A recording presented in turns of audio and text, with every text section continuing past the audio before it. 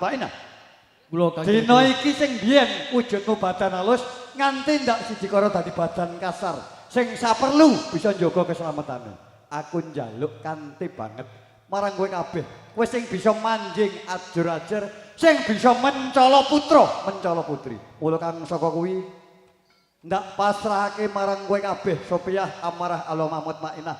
Baline kadangmu anom Joko Jelagur ya saka kowe, ora bali ya saka kowe. Nuwun pamit nyuwun tambah pangestu bakal gaya. Angkat tak pangestoni bisa bagus.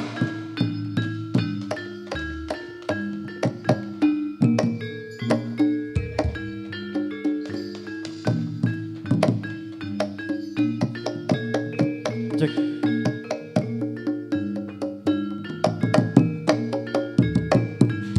Sopiah amarah Allah Mahmud Mainah. Kula kaki legaya. Kowe ndak tundung ndak utus goleki marang murecane kadangmu si Joko. Kepareng matur, namung sakderengipun kula matur, sungkem kula kunjuk. Tak tampa pangestune kaki legaya diadi sira tampani. Pangestunipun kaki legaya sanget kula pundi, mugi ndadosaken teguh kahayuanan kula kaki legaya. Bagus ya. Rikala semanten kaki legaya dawuh dumateng kula, supados kula ngupadi durat moko ingkang dosta ingkang putra, kula sampun angsal dawuh. Entuk gawe. Kasinggihan kaki. Banjur kowe wujud Sardula menika ingkang kuwonten dosta ingkang putra, sak menika purba lan wasesa kula pasrahaken dumateng kaki legaya. aku nedha nrimo banget marang kowe kabeh Sopiah amarah Allah Mahmud Mainah. Kowe wis bisa mbalekake wujuding Sardula kang nyidra marang yuswane kadang manom si Joko Jelagur. Ya, Sopiah amarah Allah Mahmud Mainah.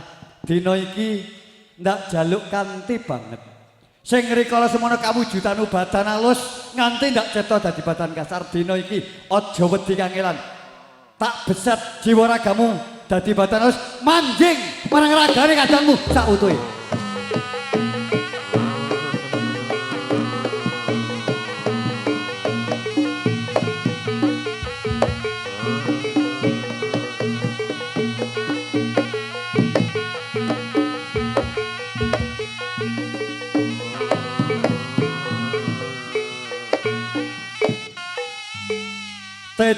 Tejo Sulaksana tejane wong anyar katon. Wani malang kaya undung ganjel kaya kerikil yen kowe bisa tata jalma. Kaya satataning jalma menungsa lumrah. Sapa kang dadi aran mulan saka ngendi papan dunungmu ing sana? Bebuh parat. Hei, wong gedhe dhuwur. Ana paran. Yen kowe tambuh marang aku, lekno mripatmu jerengan kupingmu. Sak lumahe jagat sak kurping langit. Ora ana loro, ya ora ana telu. Ya iki kang diarani Gembong Kamijaya Sri Bathara Kala. Gembong Kamijaya ya Sri Bathara Kala. Balik aku takon marang kowe, sapa kang dadi aranmu lan saka ngendi papan dunungmu? Pangling marang pawongane ning ora pangling suarane. Ing papan kene ora sah dadak tedeng ngaling-aling jejuluk kaki legaya ya dalan pangruwat kang dadi. Kaki legaya ana paran. Kaki legaya wis ginaris dening Gusti Kang Akarya Jagat. Iya. Yen ana pawongan kang duweni sukerta ing papan kono kuwi kena dadi jadang panganmu kaki legaya. Mula kowe aja ganggu gawe kaki legaya. Bathara Kala ya Gembong Kamijaya. Ing papan kene kowe wani klesedan nang pengarepanku jalaran. Kowe nggege mangsa, kowe nagih janji marang kaki legaya. Tak wene ngerti. Rikala jaman sejarah ana ing Praja Majapahit biyen jenengmu Gembong Kamijaya. Sing ing papan kono jadang panganmu ya tadah kala mangsamu. Kebo sapi kidang menjangan kewan alas sak panunggalane. Nanging bareng kowe wis tak sidikara jejuluk kaki legaya, jejuluk Gembong Kamijaya, ya jejuluk Sri Bathara Kala sing dadi tadah kala mangsamu. Titisi anak Adam lan ibu Hawa sing duwe reget utawa sing nandhang Sukurta ya sing duwe sengkala. Mula ing papan kene yen kena tak jum krananing becik balekke utahke anakku lanang si Joko Jelagur ana pengarepane kaki legaya. Kaki legaya Ana paran. tak rewangi klesetan ana ing desa Tegalumbo kene. Ya ning omahe Bapak Ainun Najib Ibu Gustini. Ana ganda kembang arum, yaiku gandane si Jabang bayine Wahyu Ilyas Pratama. Kang duweni sukerta bocah lair untang-anting. Kaya ngono ya. Kuwi wis ginaris dening Gusti Kang Akarya Jagat. Kuwi kena tak tadah kala mangsaku Kaki Legaya. Gembong kami Jaya. Kenawaran. Ing papan kene kowe tak wenehi ngerti. Yen to kowe nggege mangsa, kowe kepengin banget nadah kala mangsa marang anakku lanang si Joko Jelagur, ya si Wahyu Elias Pratama. Kena ning pomo piwilingku marang kowe. Wahyu Elias Pratama kae wis dudu putrane, wis dudu anake Bapak Ainul Najib lan Ibu Gusti meneh. Nanging wis dipasrahake dening Kaki Legaya, ya wis dipasrahake dening Dalang Pangruwat ya wong kang kaya aku. Mula yen kena tak jungkrananing aris becik balekke utahke anak kula nang kanthi wutuh tanpa cacat ana pengarepane Kaki Legaya. Kaki Legaya. Ana paran. Sakwise ponang jabang bayi tadah kala mangsa. Gene yo ana sak jroning waduk rasane kok panas, pedes, pereh. Apa sebabe Kaki Legaya? Kowe tak wene ngerti. Kembang kami Jaya. Eneng barang. Nganti ndadekke panas, pedes, pereh jroning wadukmu. Jalaran ponang jabang bayi kok tadah kala mangsa ki mau sepisan. Wis ndak wenehi sifat kandel wujuding aji sangut kang tumiyung ana janggane ponang jabang bayi ki mau. Aja to wataking satu kewan kaya kowe. Nadyan to dewa ngejawantah wae yen dheweke bakal gendak sikara marang anak kelanang si Joko Jelagur ndak kira bakal lebur tanpa dadi. Mula yen kena tak jum krananing becik balekke utahke ana pangarepane Kaki Legaya ing wektu dina iki. Kaki Legaya. Kepriye ana paran?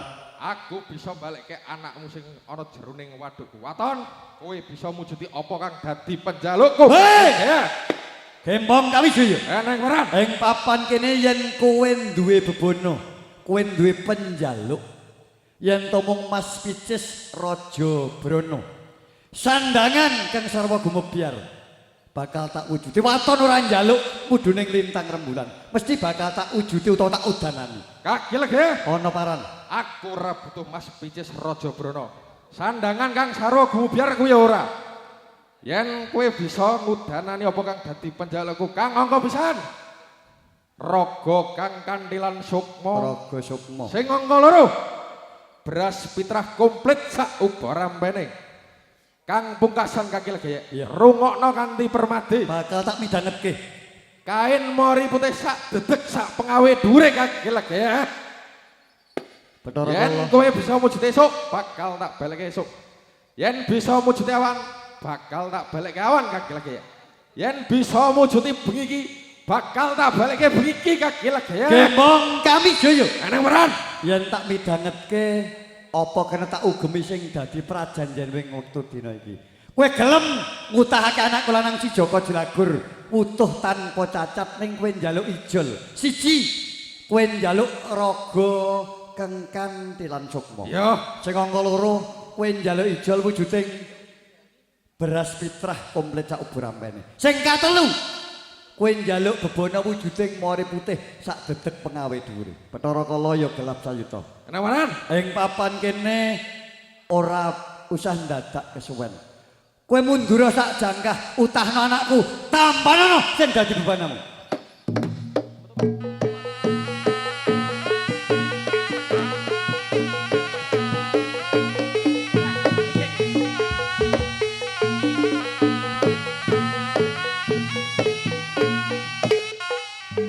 Pripun rasane sumuk? Nggih sumuk-sumuk sithik nggih diampet. Nene Legaya, nene ndak aturi juga ranggonmu semedi. Iki putramu si Joko Jelagur wis kelakon Bali ana ngrompoke awake dhewe kene nene ndak aturi nyaket marang kon Kakang. Kaki. Nene Legaya kepriye? Durung wae ana karampungan. Heeh. Leh ku meminta ana ngersaning Gusti Kang Akarya Jagat. Kaya ngono. Ing papan kene panjenengan jugarake aku. Kamangka ing papan kene durung wae aku kuwi mau entuk wangsit saka ngersaning dewa. Nene Legaya. Mangertenono. Ngantipun Kakang wani juga kanggone si Adi Semeti jalaran wektu dina iki anakmu lanang Joko Jelagur kelakon bali nang omah. Leh mung Dumadi anakku lanang kenang Jlagor wis ketemu. Heeh. Kapara wis sampean jak bali. Kaya ngono iya. Terus saiki bocah Coba ono ngendi? sawangan ana sak mburinipun Kakang iki. Iki anakku lanang. Coba diteliti yen to iki Joko Jlagur apa dudu. Iki kenang Jlagor. Nggih, Bu. Nggih, Bu. Nggih, Bu. Lah ngono. Kowe anakku lanang tenan le. Nggih. Wis aja mbok laroi. Bocah semengit yo ngene iki kok. Beda karo mboke wis semerot. Le, Dalem, Bu. ibu wae meh ora percaya nek tenane ki mau kowe wis bali. Ning bareng aku mau nyawang ning janggamu ing papan kene isih kalungan wujuding janur kuning. Ning iwa semono ibu yo percaya yo ora. Jeneng janur kuning kae ning dinggon ki akeh. Nah, ing kono mbok menawa wae ana sawijining pawongan sing krungu lan ing kono ngaku gawar ngerti-ngerti mek janur nggo kalungan. Lah kaki, Nene lega ya kabeh. kanggo ngawekane aja nganti ana wong sing ngaku-ngaku yen to iki mau anakku kenang Jlagor. Yen nyawang marang pasuryane mono pancene yo anakku. Ning sapa ngerti wong jeneng menungso kae adakane ana sing parupane kae mirip. Aku percaya. Banjur kanggo ngantepake yen to iki putramu si Joko Jlagur, si Adi mesti duwe titikan jalaran si Adi wis nggula wentah wiwit timur nganti semene gedene putramu. Pancene ora kleru kaki. Heeh. Yo, ing kene pancen aku mau duweni titikan marang anakmu si kenang Jlagor. Iya. Aku eling kaki, rikala anakmu kuwi mau lagi adus. Anakmu lagi ing kono adus. iya jeneng bocah siji ora ndek tunggal iki sok aleman sok manja. Iya. Kaya Percaya. mboke ngono lho. Mboke iki ya asane ya sok aleman sok manja ngono kae. Lah kaki, ndelalah ngerti aku liwat saka dapur ing kono anggon ning padusan ngarep kamar kae. mandi, ngerti-ngerti anakmu ki bengok. Bu tulung, Bu. Iki sing nggon mburi iki aku nyabun kok ora iso tulung sabunke. Kowe kon nyabuni nggone anakmu. Ah iya sing nggon mburi rak ya ora iso to ora gaduk. Pun Kakang ya pitaya. Aku ya wong jeneng anak siji. Nah, Iya. tak turuti tak sabun. Wiwit dhuwur nganti teko ngisor. Wiwit pucuk rambut nganti tekan jempol sikil. Iya kaki. Ning ing kono aku kaget. Kagete ning nggondi? Ning nggon kentole iki kok ana toh. Toh, oh iya. Tohi cara tembung- saiki tembung Tembung mentarane kae Ya, tai lalat. tai lalat ngono. Onong kae. sak jroning Ana ing kentole. lah iki aku bisa mesthekake. Iya. Yen to si Adi duwe titikan coba diteliti bener iki Joko Jlagur apa dudu. Ayo ndang sat-set. Le, tak tiliki yo. Nggih. Nggih, Bu. Iya.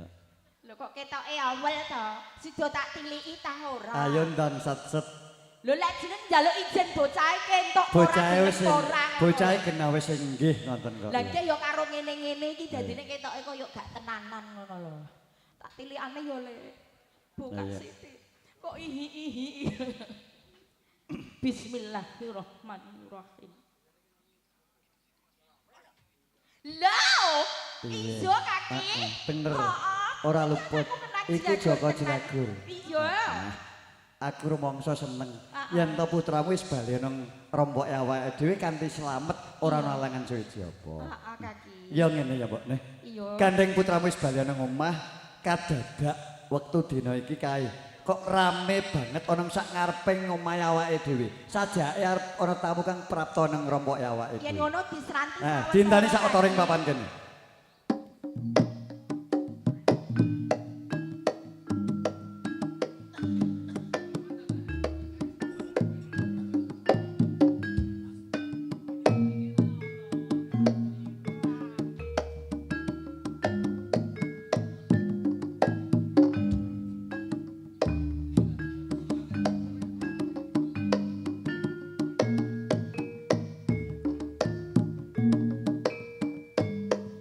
Dalane rada lunyu kaki.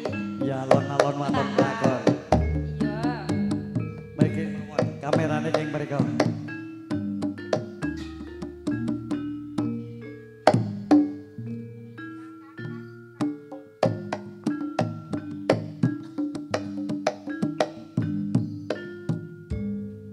Nene lega ya.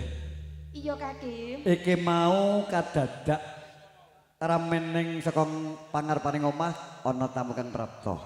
Ning ketone iki yo ora asing lho yo. Heeh. Heeh. Lah coba ing papan kene pun Kakang tak murba lan masesa marang piyayi Kang Nembe Prapto Oh iki. ngono iya Kaki. Assalamualaikum warahmatullahi taala wabarakatuh. Waalaikumsalam warahmatullahi wabarakatuh. Nuwun sewu Bapak so Ibu. Boten kok teges kula tambuh mboten. Jer rikala semanten jenengan sampun ate sowan teng daleme kula. Menawi mboten sisip anggen kula nyawang ingkang sowan menika panjenenganipun Bapak Haji Ainun Najib saha Ibu Hajah Kostini ingkang sowan. Leres Bapak Ibu nggih. Nggih. Bapak Ainun Najib saha Ibu Kostini. Wonten wigatos ingkang pundi jengandika sak keluarga sowan teng daleme kula ing wekdal dalu menika. Katuran matur Bapak. Asal kula mriki sepindah silaturahim kaping kalih ajeng nebus putra kula setunggal. Bapak Ainun Najib saha Ibu Kostini sowan jengandika sepindah silaturahim ingkang angka kalih badhe nyuwun wangsul putrane jenengan. Ngaten Bapak saha Ibu. Lajeng wonten tandha pitakon jroning manah kula. Jenengan sowan teng daleme kula ing dalu punika kok betok ubo rampen, betok oleh-oleh utawi betok canggingan ingkang sak manten kathahipun menika maksud saha tujuanipun kadamel menapa? Damel tebusan utawi bebungah. Kadamel nebus putrane jenengan paring bebungah dumateng kula saha garwa kula ing mangkenipun. Ngaten Bapak. Napa kintenipun sampun ikhlas paring bebungah, paring tebusan dumateng kula sak garwa kula. Ikhlas Bapak. Sampun ikhlas. Ikhlas lahir batin. Ayo Mbak Nene Legaya. Iya, Kaki. Ndak aturi nampa paring bebungah saka panjenenganipun Bapak Ainun Najib Ibu Kostini. Ngono. Menika saestu dipun paringaken Pak Onci. Matur suwun nggih Pak.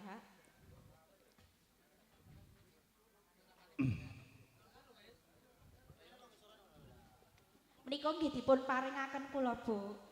Matur suwun nggih Bu. Kula jane ya ewah lho ngene iki. Ayo ndang. Ora ditampani nggo heman, ditampani isin. Ayo ndang. Matur suwun nggih. Kunjuk dumateng jengandika panjenenganipun Bapak Haji Ainun Najib Ibu Hajah Kostini saderengipun putra jengandika dipun suwun mangsul kula badhe paling amit bismillahirrahmanirrahim. Kula badhe titip dumateng panjenenganipun Ibu Hajah Kostini wujuding janur kuning niki tak anturi nampi Bu. Saha ageman sikeran ingkang dipun asta teng putra tak paringke jenengan. Ning sakderengipun ing mriki kula matur ngeten Bu. Kula titip weling janur kuning niki mengke dekek ngandhapipun anggenipun Kang Putra Sari. Didokokno ngisore nggon turu Bu nggih. Ngisor bantal monggo ngisor kasur nggih mboten napa-napa. Sak suwene sepasar dina, 5 dina lawase.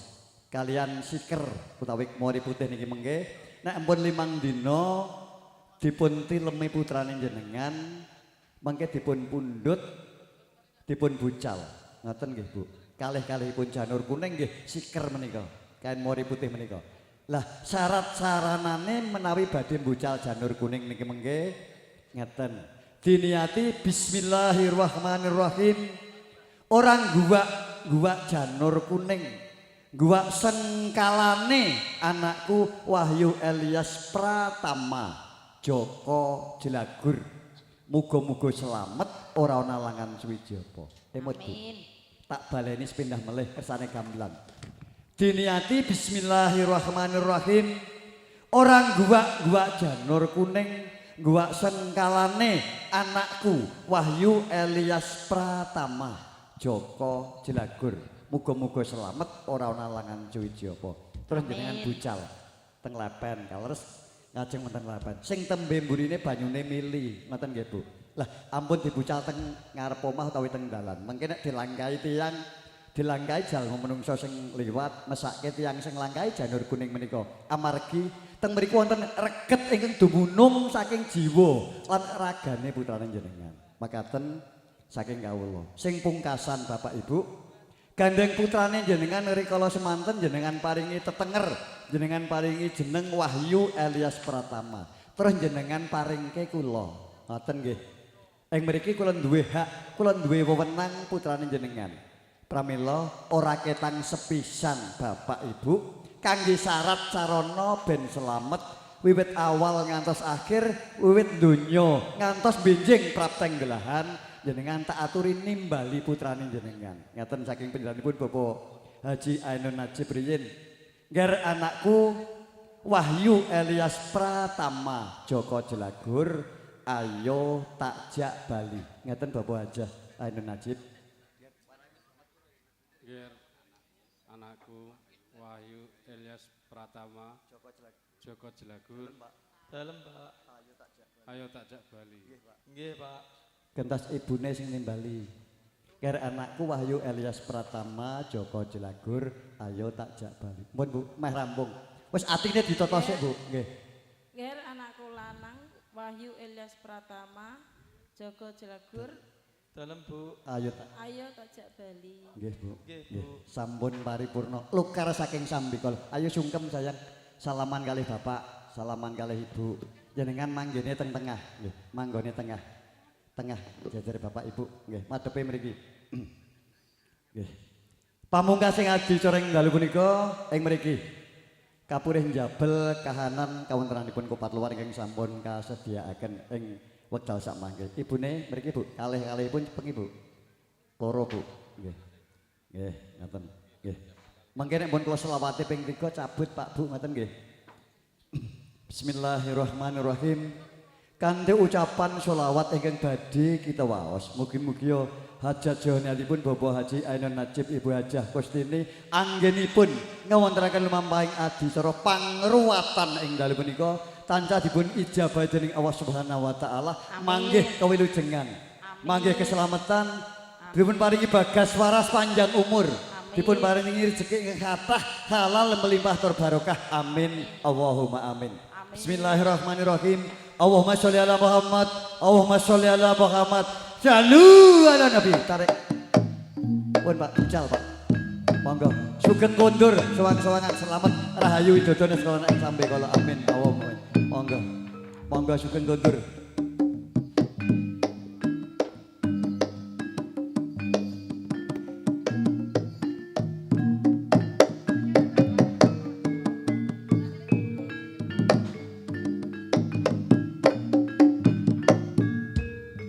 Gembong kami Jaya Bathara Kala kaya ngenteni kates sing sing tumetes jroning pantala nanging aku ora bakal mblenjani apa kang dadi janjiku raga sukma baras fitrah saubara meni uga mari putih sak pangawe wektu dina iki nyoh tampanana Bathara Kala gelap carita.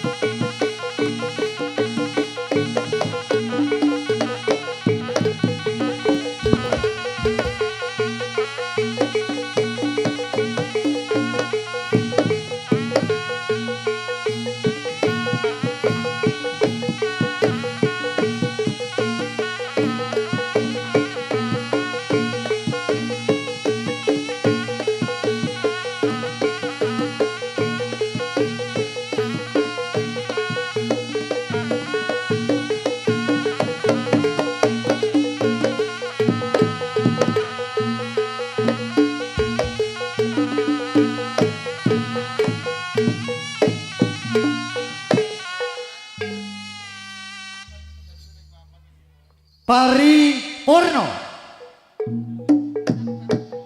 Mekaten nggih pun ning adicara pepanggen ing dalu menika ing sono. Asesanti Joyo, Joyo Wijaya Rahayu. Rahayu ing sami pinanggih widodonan ing sambi kala kawula nuwun matur nuwun. Sugeng pinanggih malih wonten ing sari candhaipun. Nuwun.